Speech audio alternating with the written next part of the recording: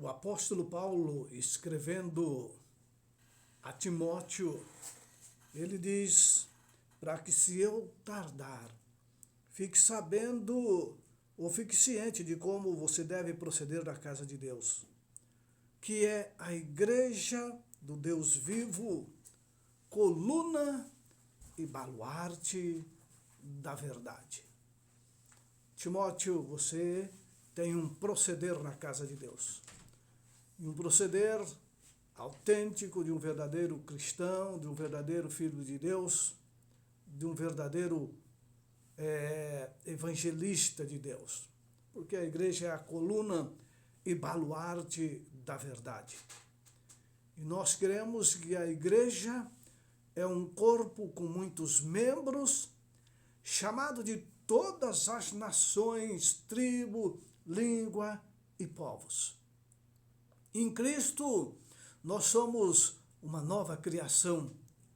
Distinções de raça, cultura, nacionalidade e diferenças entre altos e baixos, ricos e pobres, negros e brancos, homens e mulheres, não deve ser motivo de dissensões entre a igreja de Deus, entre os filhos de Deus. Nada disso. Somos iguais. Somos iguais em Cristo, porque há um só Espírito, ou em um só Espírito, nos uniu em comunhão com Ele e também em comunhão uns com os outros. Portanto, devemos servir e também, se necessário, ser servidos sem parcialidade e sem restrições. Assim é a Igreja de Deus. Mediante, então, a revelação de Jesus Cristo, na sua palavra, que é as Escrituras, nós partilhamos a mesma fé, partilhamos a mesma esperança, estendemos um só testemunho para toda a humanidade. Essa unidade encontra sua fonte na unidade do Deus Trino, que nos adotou como seus filhos.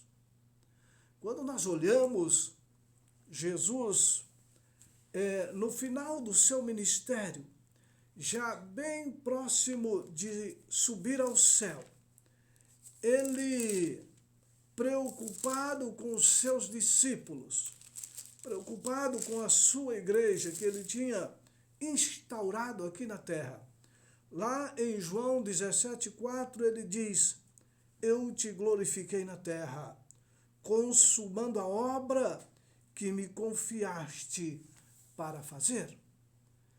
Eu te glorifiquei na terra consumando. Isto quer dizer que Jesus tinha concluído a sua obra aqui na terra.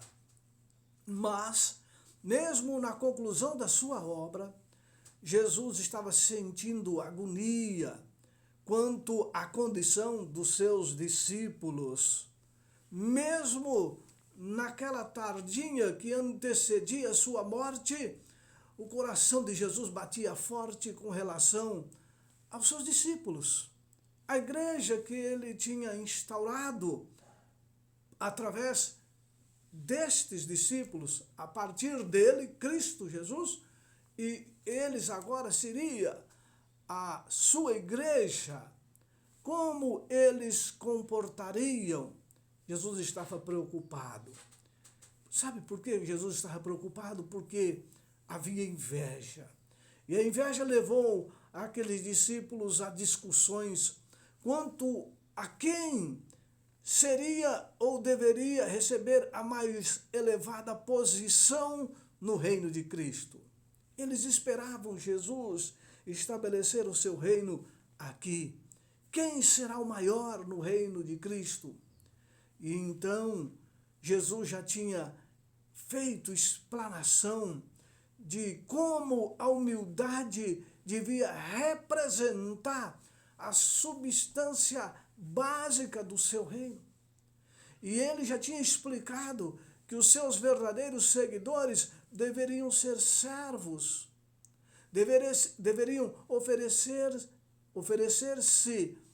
eles mesmos, ou oferecer a si próprio como servo, sem mesmo esperar nada em troca, nenhuma palavra de elogio, de gratidão. Jesus já tinha instruído eles muito sobre a humildade, que os filhos de Deus, os verdadeiros filhos de Deus, seriam servos. Não precisavam de ficar esperando bajulações ou elogios, não. Mas Jesus deu exemplo. Ele mesmo abaixou-se, cingiu com uma toalha, lavou os pés dos discípulos, ensinando eles, dizendo: eu não vim para ser servido, mas para servir. E assim como eu vos dei o exemplo, vocês devem fazer também. Tantas lições que Jesus ensinou àqueles discípulos, mas tudo aquilo parecia ter caído em ouvidos moucos. Sabe, Jesus é amor, não é mesmo? Você, meu querido ouvinte, crê nisso e eu também creio. Era a simpatia de Jesus que mantinha as massas à sua procura. Não podendo compreender esse amor tão abnegado, os discípulos achavam assim, possuídos de preconceitos, muitos preconceitos. Preconceito contra judeus, preconceito contra mulheres, preconceito contra os chamados pecadores, não é? Os preconceito contra os pobres. Eles não compreendiam o amor de Jesus. 3 anos e meio andando com Jesus, ainda eles não compreendiam todo o amor de Cristo. E eles eram cheios de preconceitos. Estes pecadores, estes gentios, estas mulheres, estes pobres. E esse preconceito, irmãos, amigos, ouvintes, cegava os olhos deles. Cegava os olhos deles com relação ao abrangente amor de Cristo, até mesmo em relação àqueles que eram tão detestados. Jesus os amava, detestado pelos discípulos, mas amado por Jesus, detestado por alguns, mas amados por Jesus. Quando os discípulos o encontraram com aquela mulher samaritana, você imagina, aquela mulher de baixa reputação, ainda eles não haviam aprendido que os campos maduros para a colheita incluíam grãos de todas as variedades pronto para ser recolhido. Imagina como ficou aqueles discípulos. Jesus conversando com uma samaritana, ainda mais uma mulher de baixa reputação. Que incrível! Queridos, precisamos de entender que o preconceito cega as pessoas. O preconceito diminui o nosso senso de amor, de responsabilidade, o nosso senso de união, de dever a cumprir com todas as pessoas. Jesus veio para quebrar todo tipo de preconceito. Ele desceu do céu para mostrar que não há distinção entre a raça humana. Para ele não há distinção. Sabe?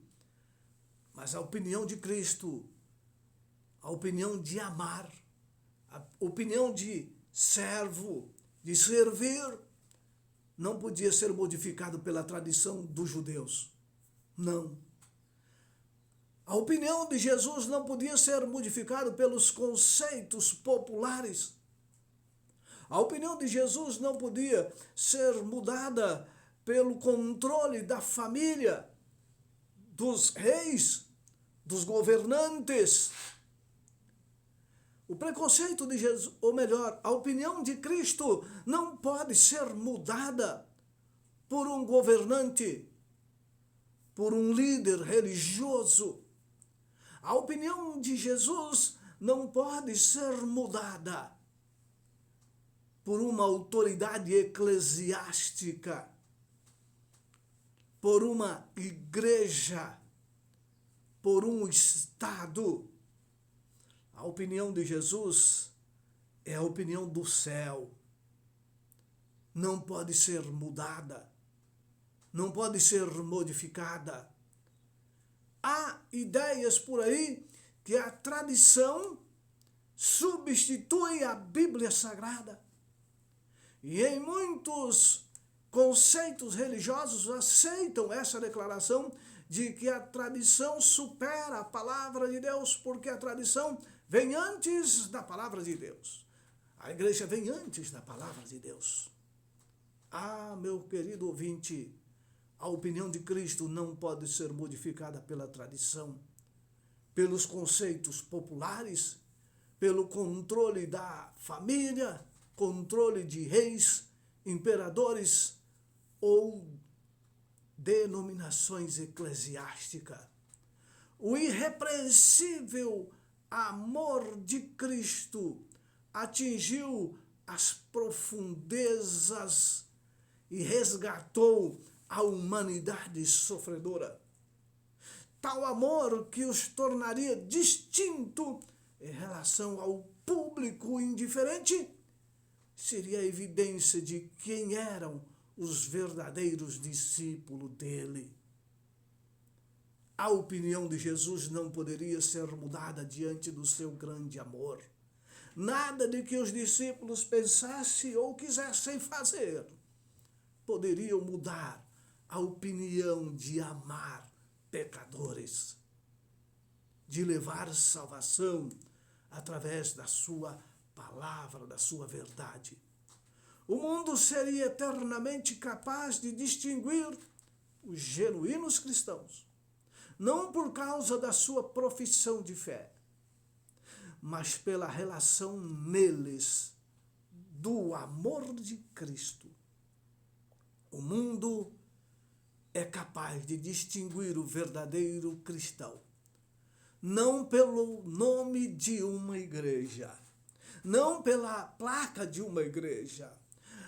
O mundo consegue distinguir o verdadeiro cristianismo não pelo batismo, não pelo dom, não pela eloquência de um pregador, de um professo filho de Deus. Não. O mundo pode distinguir um genuíno cristão é quando o amor de Cristo é refletido nele e ele transmite esse amor. Assim, lá no jardim do Getsemane, a principal preocupação na mente de Cristo era a unidade dos seus filhos, do seu povo, da sua igreja. Aqueles que tinham saído do mundo, ou seja, tinham abandonado o mundo, abandonado as coisas do mundo, deveriam agora estar perfeitamente unidos a Ele. E então, lá no Getsemane, Jesus pleiteia em favor da unidade do seu povo. Ele ora ao Pai, pleiteando, dizendo: ó Pai, assim como és tu em mim e eu em ti, também sejam eles em nós, para que o mundo creia que tu me enviaste. Quando nós somos unidos a Cristo, como Cristo era unido ao Pai, todos perceberão o nosso verdadeiro cristianismo. Mas se essa união não for verdadeira, como o mundo distinguirá se eu sou cristão ou não? E essa unidade do homem em Cristo, com Cristo, é o mais poderoso testemunho. A união da sua igreja com Cristo é o mais poderoso testemunho que o mundo pode perceber. Porque através desta unidade, Cristo prevê o seu benegado amor ao humilde crente. Cristo provê o seu Espírito ao humilde, fiel servidor. Por isso ele pode afirmar: eu neles, tu em mim, a fim de que sejam aperfeiçoados na unidade, para que o mundo conheça que tu me enviaste e os amaste, como também amaste a mim. Eu neles. É o desejo de Deus, meus queridos, que Cristo esteja em mim e em você. Oh, o mundo seria diferente se realmente as pessoas vissem Cristo no professo cristão. Eu neles, tu em mim. Aí eles serão aperfeiçoados na unidade. E aí o mundo vai conhecer de fato que você me enviou e que eu amei a eles. Oh, meu querido, desejo de Deus esta união. Eu nele, ele em mim, e nós, como igreja, como povo de Deus, unidos, representando o seu abnegado amor, sem distinção, sem preconceito, sem querer ser maior ou melhor, sendo todos servos, servindo ao Senhor e uns aos outros. Que tipo de unidade será Cristo tinha em mente para a sua igreja visível? E Deus tem a sua igreja visível na atualidade. Qual é o tipo de unidade que Cristo tinha em mente? Nós temos alguns tipos de unidade que Cristo tinha em mente. Eu quero falar de pelo menos 3. Não vai dar tempo hoje, claro, mas nós continuaremos falando nos próximos programas. Primeiro, a unidade do Espírito. Cristo tinha em mente a unidade do Espírito para a sua igreja. O Espírito Santo, né? É a força impelente por trás da unidade da igreja. Sem o Espírito Santo não há unidade. Sem o Espírito Santo há divergências, não é? Então, a unidade no Espírito, ou do Espírito, porque é este Espírito que ele deixou aqui, que vai nos impelir para avançarmos em fé, em confiança, unidos, por intermédio do Espírito Santo. Os que creem são conduzidos para a igreja de Deus. É por meio do Espírito Santo. Através do Espírito Santo, todos aqueles que creem são batizados em um só corpo, diz Paulo.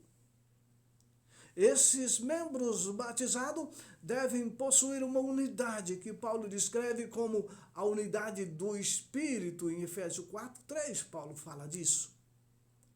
Sim, batizados em um só corpo. O corpo de Cristo, que é representado pela sua igreja. O apóstolo, ele relaciona os principais componentes da unidade do Espírito, dizendo assim: há somente um corpo, há somente um Espírito, como também foste chamado numa só esperança, a esperança da vossa vocação. Há um só Senhor, uma só fé, um só batismo e um só Deus e Pai de todos, o qual é sobre todos e age por meio de todos. Ah, meus queridos, são 7 expressões aqui, a um, ou numa, 7 expressões. Exatamente a expressão que representa a totalidade, a perfeição. Há um só corpo, a igreja de Cristo. Um só Espírito, o Espírito Santo. Um só chamado. Isto, foste chamado numa só esperança, uma só esperança. Fomos chamados em uma só esperança. Não diversidade de esperança. A esperança da salvação em Jesus Cristo porque ele veio para nos salvar do pecado. Essa é a nossa esperança. Uma só esperança. Há um só Senhor, Senhor e Salvador Jesus Cristo. Uma só fé, não diversidade de fé. Claro, eu tenho a minha fé, você tem a sua, mas a fé é uma só. Em que? Jesus Cristo, Salvador, Deus Pai, Deus Filho, Deus Espírito Santo. Uma só fé, fé no Salvador. Um só batismo. Um só batismo. Não está falando de quantidade, mas sim de qualidade. Um só batismo. Um só Deus e Pai de todos. Ah, meus queridos, e esse um só Deus é que age por meio de todos e por todos e está em todos, diz Efésios 4, verso 4 a 6. Então aqui há uma repetição, um ou uma, ocorrendo 7 vezes. Isso dá ênfase para a completa unidade vislumbrada por Paulo e também por Cristo, ao chamar os membros de todas as nacionalidades, de todas as etnias, o Espírito Santo batiza eles ou estes em um só corpo, o corpo de Cristo, a sua igreja. Eu e você, membros deste corpo. Certo? À medida que estes que aceitam a Cristo são batizados pelo Espírito Santo, eles vão crescer. Crescer. As diferenças culturais não mais vão causar divisão. O Espírito Santo quebra as barreiras entre ricos e pobres, altos e baixos, homens e mulheres. O Espírito Santo quebra as barreiras congregacionais. O Espírito Santo quebra as barreiras étnicas. Enfim, qualquer barreira. Sim, fomos batizados em um só corpo, que é a Igreja de Deus, não mais barreira. Não deve haver.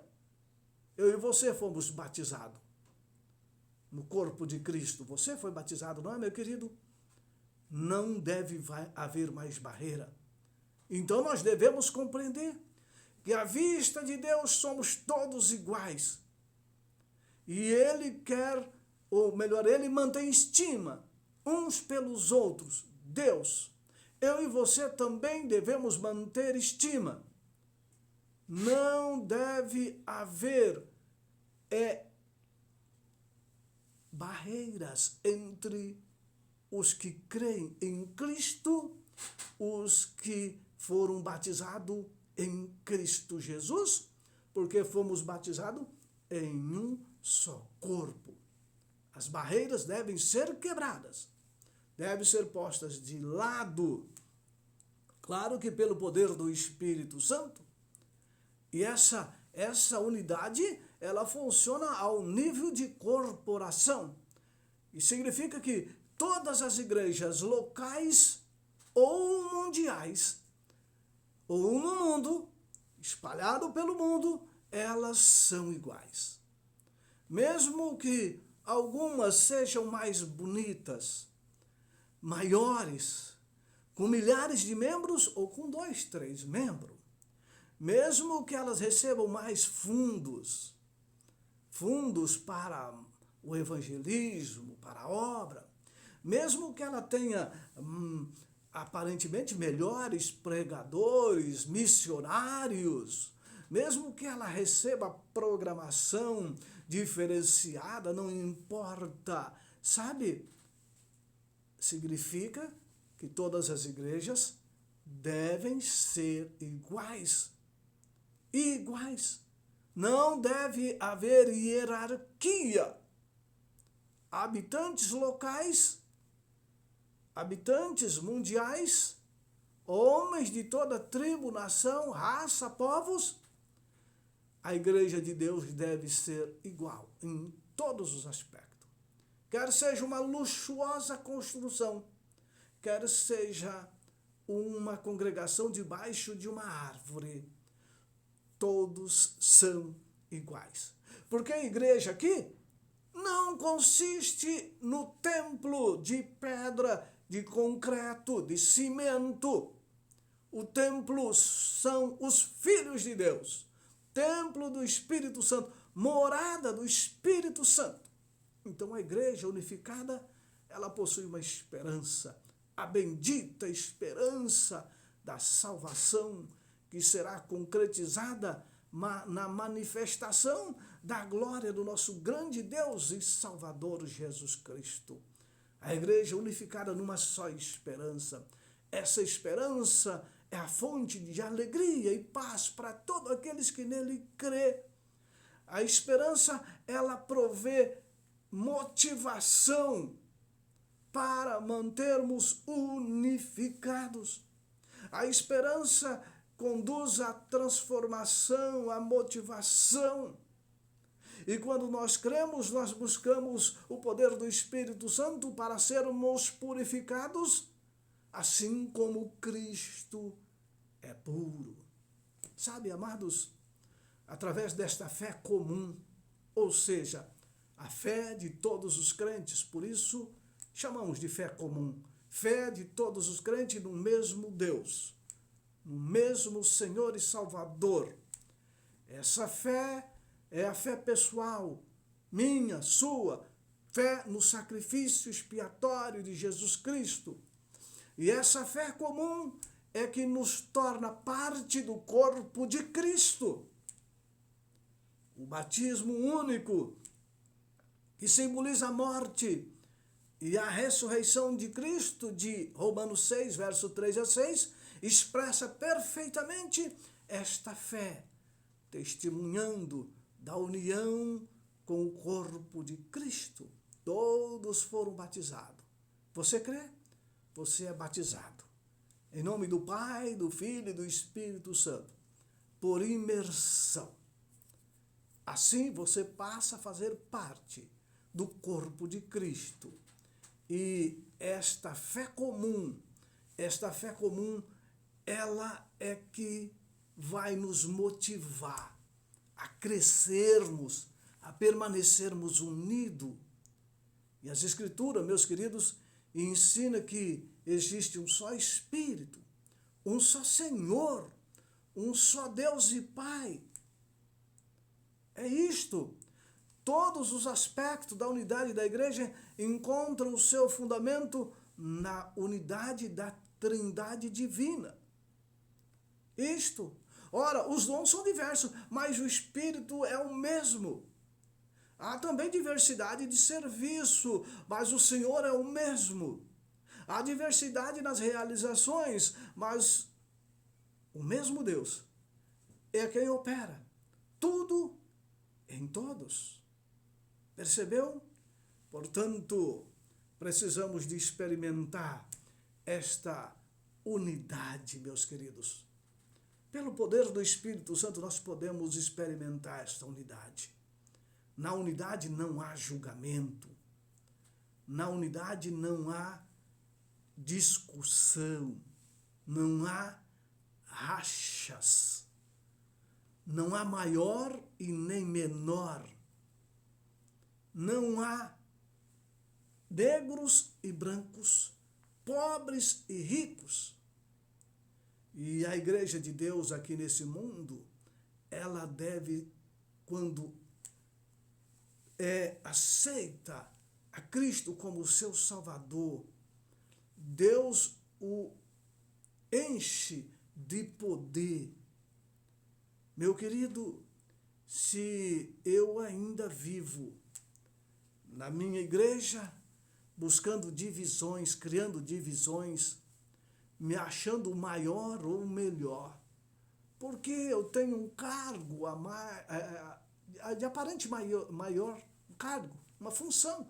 Eu sou pastor, eu sou presbítero, eu sou diretor disso, diretor daquilo, eu sou maior. Meus queridos, aí não há o Espírito Santo. Aonde há maior, não há unidade. aonde há diversidade de dons, diversidade de funções, mas não maioridade. Jesus era o maior de todos, mas ele disse: eu vim para servir.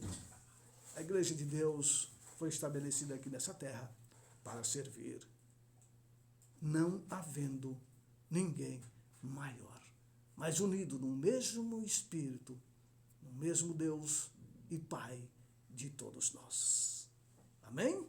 Vamos orar para que o Espírito Santo nos torne humildes, iguais, unidos em Cristo Jesus. Oremos. Pai querido, obrigado, porque o seu desejo é querer nos unir a Ti, para que, unidos a Ti, como igreja, sejamos uma unidade perfeita. Dá-nos poder para isso, Pai, porque só em Ti, só pela Tua graça. Abençoe Teus filhos, Teu povo, que possamos aprender de Ti, que é humilde de coração. Abençoe cada filho Teu neste dia. Ajude cada necessidade que temos pela Tua graça. Oramos em Cristo Jesus. Amém? E amém. Meus queridos, desejo a todos um feliz sábado. Espero você no próximo programa, se assim Deus nos permitir. E até lá.